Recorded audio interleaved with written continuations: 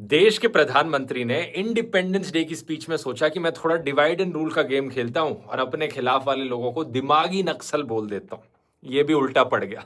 किसी ने दिमागी नक्सल जनता पार्टी का अकाउंट बनाया इंस्टाग्राम पर और एक ही दिन में 2.5 लाख से ज्यादा फॉलोअर्स आ गए हैं। ये सारे सत्ता में बैठे नेता लोग, तुम्हारे लिए लेसन है ये। अगली बार कुछ भी उठपटांग बोलने से पहले 100 बार सोच लेना, क्योंकि जनता अब जाग चुकी है। ये फालतू की डिवाइड एंड रूल की टैक्टिक्स अब काम करने वाली नहीं है। देश का 80th इंडिपेंडेंस डे, हर साल की तरह इस साल भी इस खास मौके पर लाल किले से हमारे प्रधान सेवक ने एक लंबा चौड़ा भाषण दिया। और जैसा कि बीते 12 सालों से होता आया है, इस साल भी भाषण में उपलब्धियां कम थी, जुमले ज्यादा थे।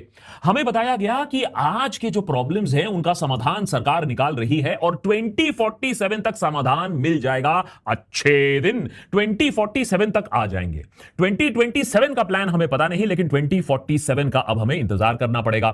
और इन्हीं जुमलों और मुंगेरी लाल के सपनों के बीच में प्रधान सेवक ने जेन जी और देश के युवाओं को एक नए दुश्मन के बारे में आगाह किया, दिमागी नक्सल। हथियारी नक्सल तो गए, लेकिन दिमागी नक्सल, ये दिमागी नक्सल मौके की तलाश में है। इन दिमागी नक्सलियों को पहचानना होगा, इन दिमागी नक्सलियों को आइसोलेट करना होगा।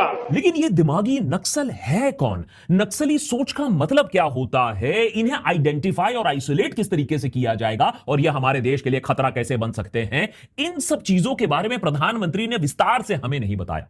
खैर, अभी तो पीएम की स्पीच खत्म भी नहीं हुई थी कि देश भर के न्यूज चैनल्स और सोशल मीडिया पर दिमागी नक्सल ट्रेंड करने लगा। बीजेपी की आईटी सेल और राइट विंग इन्फ्लुएंसर्स, गोदी मीडिया सब अपना अपना मतलब निकालने लगे दिमागी नक्सल का और टारगेट करने लगे कि बीजेपी सरकार के खिलाफ जो भी आवाज उठाए वही होगा दिमागी नक्सल। लेकिन यहां पासा कुछ उल्टा पड़ने लगा, क्योंकि कुछ प्रोमिनेंट अकाउंट्स ने अपने आप को दिमागी नक्सल बोलना शुरू कर दिया। दिमागी नक्सल पार्टी, इंस्टाग्राम पर एक नई पार्टी का गठन भी हो गया। मोदी सरकार को लगा कि हाय, ये दिमागी नक्सल कहीं कॉकरोच शब्द की तरह बैकफायर ना कर जाए, तो वो तुरंत आनंद फानंद में डैमेज कंट्रोल भी करने लगे। यूनियन मिनिस्टर किरण रिजिजू सफाई देने उतर आए, बोले हाँ, ये टैग सिर्फ उन लोगों के लिए है, उन खास लोगों के लिए है जो ये सिर्फ 4 चीजें करते हैं। माओइस्ट को सपोर्ट करते हैं, कॉन्स्टिट्यूशन को रिजेक्ट करते हैं, आर्टिकल 370 वापस मांगते हैं और चिकन्स नेक काटकर नॉर्थ ईस्ट को अलग करना चाहते हैं। हमारे दिमाग लेकर आया हूं।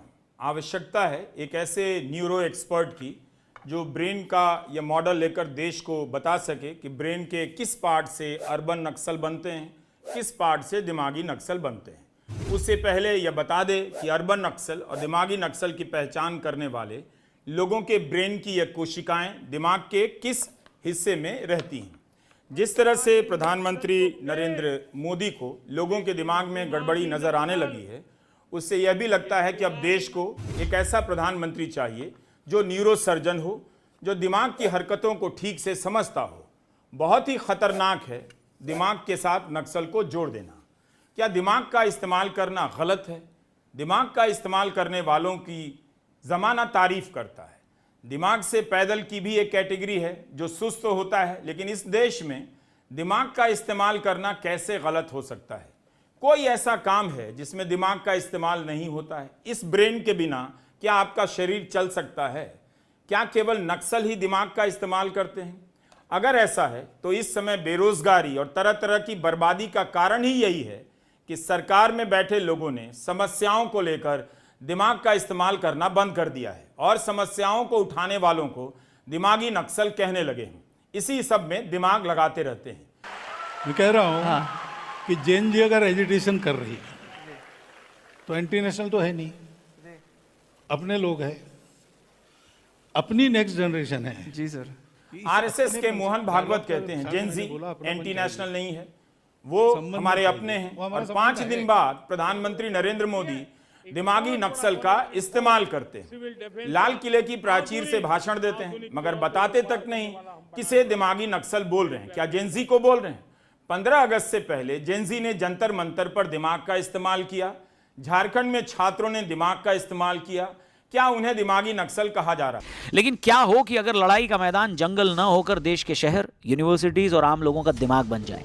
प्राइम मिनिस्टर नरेंद्र मोदी ने इंडिपेंडेंस डे के मौके पर रेड फोर्ट के प्रीमाइस से इसी खतरे की ओर इशारा करते हुए एक बेहद अहम टर्म का इस्तेमाल किया, जिसको दिमागी नक्सल कहा जा रहा है। आज की तेजी से भागती दुनिया में जहां इंफॉर्मेशन ही सबसे बड़ा हथियार है, यह शब्द सिर्फ एक राजनीतिक नारा नहीं बल्कि एक गहरी बहस का सब्जेक्ट बन गया है। लाल किले से अपने एड्रेस में प्राइम मिनिस्टर मोदी ने देश के इंटरनल खतरों का जिक्र करते हुए कहा कि एक समय था जब नक्सलवाद का मतलब जंगलों में खून खराबा और हथियारों से लैस रिबेलियन हुआ करते थे, लेकिन अब इसका फॉर्म बदल गया है। उन्होंने आगाह किया कि आज का नक्सलवाद सिर्फ हथियारों तक सीमित नहीं है, बल्कि यह दिमागी यानी आइडियोलॉजिकल हो गया है। अब उनके कहने का असली मतलब क्या था? हथियारी नक्सल तो गए, लेकिन दिमागी नक्सल, ये दिमागी नक्सल मौके की तलाश में है, हिंसा अराजकता के वो रास्ते खोज रहे हैं, समाज को गलत राह पर घसीटने के लिए भांति भांति के दांव कर रहे हैं। पीएम मोदी का इशारा उन लोगों और नेटवर्क्स की तरफ था जो सीधे तौर पर बंदूक तो नहीं उठाते, लेकिन अपनी आइडियोलॉजी के जरिए देश के खिलाफ माहौल बनाते हैं। इसे मॉडर्न वॉरफेयर की भाषा में कॉग्निटिव वॉरफेयर कहा जाता है। सरकार का मानना है कि ये लोग समाज में दरारें पैदा करते हैं, यूथ को भड़काते हैं और देश की डेमोक्रेटिक इंस्टीट्यूशंस के खिलाफ एक इनविजिबल वॉर लड़ते हैं। अब सवाल ये है कि अर्बन नक्सल किसे कहते हैं? दरअसल ये वो पढ़े लिखे इंटेलेक्चुअल एक्टिविस्ट और एनजीओ वर्कर या वकील या प्रोफेसर माने जाते हैं जो शहरों के एमिनिटीज में रहते हैं, लेकिन आइडियोलॉजिकली माओवादी और नक्सली आइडियोलॉजी यानी देश के सिस्टम को वायलेंट या क्योटिक मतलब अराजक तरीके से उखाड़ फेंकने की सोच का सपोर्ट करते हैं। सरकार के जरिए ये जंगल में बैठे नक्सलियों का पैसा, कानूनी मदद और आइडियोलॉजिकल कवर देने का काम यही दिमागी नक्सल करते हैं। जब किसी नक्सली पर कार्रवाई होती है तो ये लोग ह्यूमन राइट्स का चोला ओढ़कर उन्हें बचाने सिस्टम में उतर आते हैं। स्टैंडर्ड होना चाहिए बात करने का, और वो कोई पॉलिटिकल फंक्शन में तो गए नहीं है। वो इंडिपेंडेंस डे हमारे देश का रेड फोर्ट से वो कुछ कमेंट दे रहे हैं, तो उसमें किसी को भी आप क्यों ऐसा एक पॉलिटिकल स्पीच देना चाहते हो? थोड़ा सा स्टैंडर्ड बढ़ना चाहिए हमारे जो लीडर्स है उनका। वहां पे देखिए, आप किसी को भी बुलाइए, आपने बोला दिमागी नक्सल, आप बोल रहे हो कि आप ऐसे ऐसे लोगों को बोल रहे हो, लेकिन इशारा आपका देश का युवा के तरफ है। देश का युवा इसे बर्दाश्त नहीं करेगा, वो हंस के इसे टाल देगा। एंड हंसी में ही लेते हैं आज के लोग। पूरा एक तरह से ये सरकार जोक के तरह चल रहा है। आपने देखा कितना जोक चला था प्रोटेस्ट के टाइम पे, अभी भी लोग मजाक ही बना रहे इस चीज का। थोड़ा सीरियसली लीजिए, गवर्नेंस थोड़ा सीरियसली लीजिए। आपने क्या किया? एग्जाम रिफॉर्म्स, आपने ये जो मेजर्स लिए हैं, आपने बोला था कि आप युवाओं के साथ कंसल्टेशन करेंगे, क्या आपने किया वो चीज?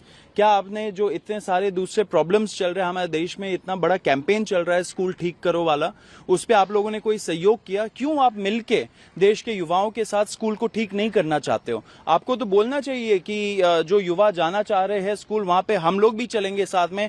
आपके लोकल एमएलए को भी चलना चाहिए, बीजेपी के एमपीज को भी चलना चाहिए। ये सब ना करके आप बोल रहे हो कि दिमागी नक्सल एंड वगैरह वगैरह, ये सब आप बंद कर दीजिए। देश का युवा जवाब मांग रहा है, गवर्नेंस मांग रहा है।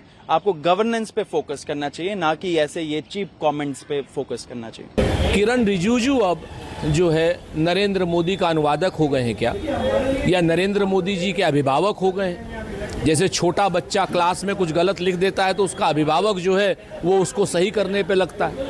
क्या वृद्ध बुद्धि हो गए हैं नरेंद्र मोदी जी?